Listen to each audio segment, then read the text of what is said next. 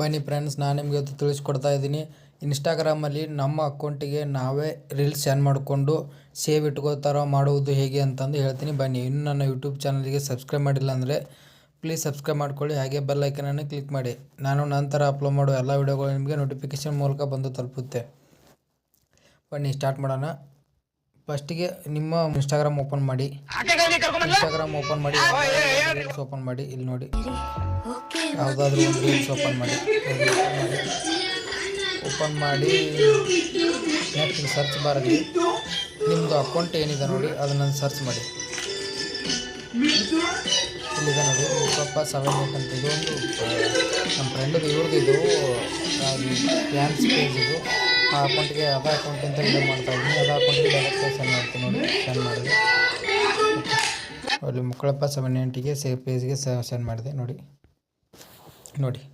ನನ್ನ ಅಕೌಂಟಿಗೆ ನಾನೇ ಸೆಂಡ್ ಮಾಡಿದೆ ನೋಡಿ. ಹಾಯ್ ಅಂತ ಸೆಂಡ್ ಮಾಡಿದೆ ನೋಡಿ.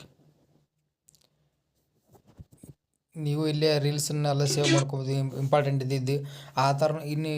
ಇಲ್ಲಿ ಸೇವ್ ಮಾಡಿದ್ರು ಸೇವ್ ಆಗುತ್ತೆ ಫ್ರೆಂಡ್ಸ್. ಆದರೆ ಇದು ಈಸಿಯಾಗಿ ನಿಮ್ಮ ಅಕೌಂಟಿಗೆ ನೀವೇ ಸೆಂಡ್ ಮಾಡ್ಕೊಂಡಂಗೆ ಆಗುತ್ತೆ. ಇದು ನೀವು ಈಸಿಯಾಗಿ ಈ ಥರ ನೀವು ರೀಲ್ಸನ್ನು ನಿಮ್ಮ ಅಕೌಂಟಿಗೆ ನೀವೇ ಡೈರೆಕ್ಟಾಗಿ ಸೆಂಡ್ ಮಾಡ್ಕೋಬೋದು ನೋಡಿ, ಈಸಿಯಾಗಿ.